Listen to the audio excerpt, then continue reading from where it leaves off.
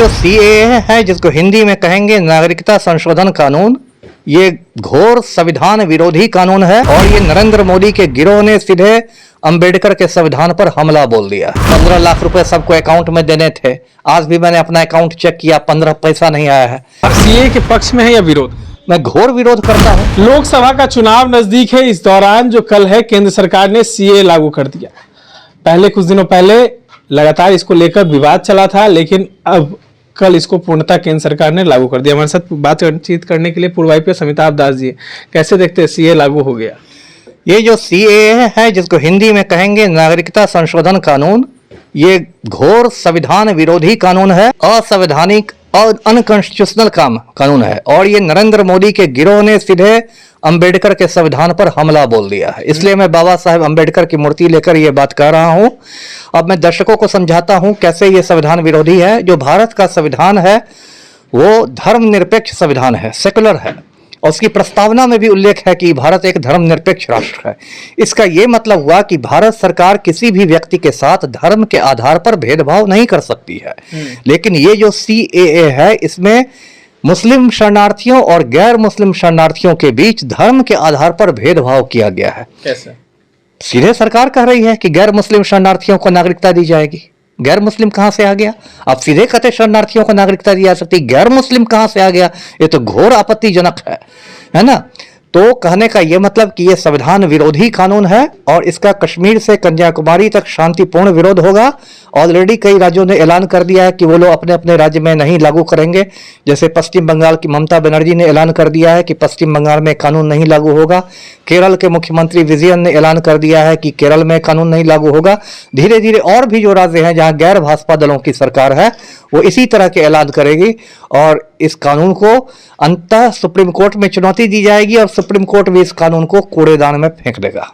क्या लगता है, कई राज्यों में कहा जाए तो जिस तरीके से दरकिनार किया है इस कानून को, तो क्या केंद्र सरकार इस पर एक्शन तो ले सकती है? नहीं, केंद्र सरकार कैसे एक्शन लेगी? देखिए, देश ना केंद्र सरकार चलाती है ना राज्य सरकार चलाती है। देश संविधान से चलता है और केंद्र सरकार भी संविधान से ऊपर नहीं है। ये मोटी बात समझनी होगी दर्शकों को, है ना।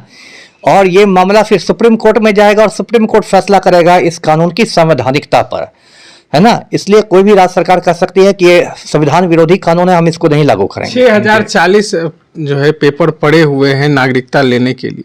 क्या लगता है कि चुनाव की घोषणा होने से पहले ये सारी चीज को निपटा लिया जाएगा? नहीं, ये तो असंभव सी बात है।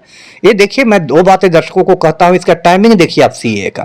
पहली बार जो सीए आया था दिसंबर 2019 में आया था। इसका बहुत विरोध हुआ था। शाहीन बाग में महिलाएं निकल गई थी बाहर।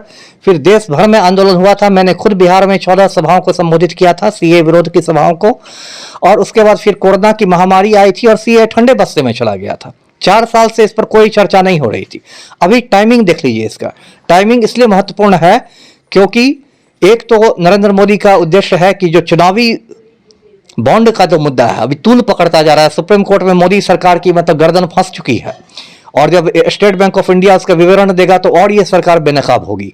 तो एक तो चुनावी बॉन्ड के मुद्दे से देश का ध्यान भटकाना है, इसका उद्देश्य पब्लिक का ध्यान भटकाना है, मीडिया का ध्यान भटकाना है।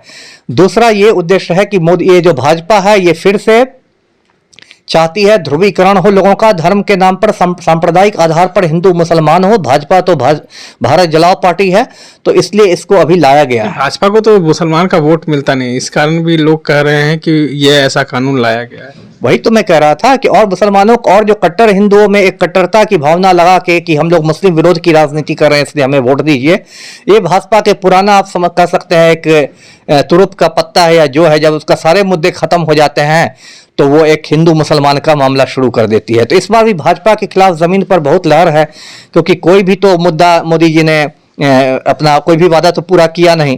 15 लाख रुपए सबको अकाउंट में देने थे। आज भी मैंने अपना अकाउंट चेक किया, 15 पैसा नहीं आया है ना। 2 करोड़ लोगों को हर साल नौकरी देनी थी। अब अग्निवीर की बात हो रही है और पकौड़ा तलने की बात हो रही है। पकौड़ा तो तल ही रहे, पकौड़ा तल रहे ना, कहते कि अब तो प्रधानमंत्री कहते हैं कि पकौड़ा तलना ही रोजगार है। तो अब क्या कीजिएगा?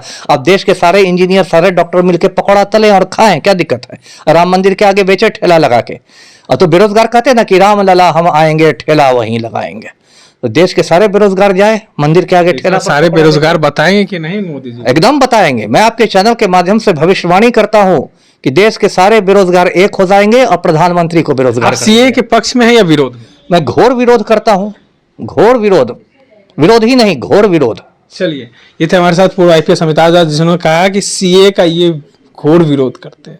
अब देखना ये होगा कि इस चुनाव में क्या नरेंद्र मोदी को इसका फायदा मिलता है या नहीं। इस तरह के तमाम अपडेट्स के लिए बने रहे देशवा न्यूज के साथ। देशवा न्यूज पर वीडियो देखने के लिए लाइक करें, सब्सक्राइब करें, साथ ही बेल आइकन दबाना न भूलें।